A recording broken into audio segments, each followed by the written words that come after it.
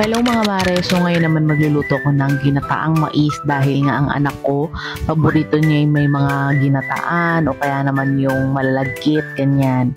Ang nilagay lang natin dito ay yung gata natin. Unang piga kung meron kayo, sa akin kasi Coco Mama ang aking nilagay, no? So nilagyan ko lang ng tubig muna yan. Ayan, pinakuluan ko muna siya, yung ating bigas, no, para maluto. And then kapag nag-boil na yung ating gata, ayan, pwede mo nang ilagay yung ating mais, syempre. Ayan.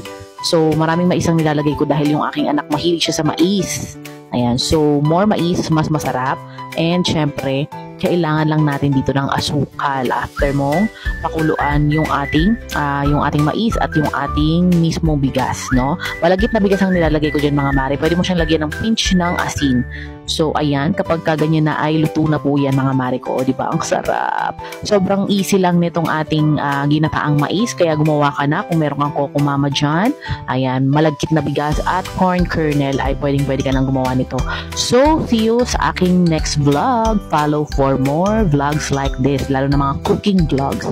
So, ayun lang. Salamat sa panonood.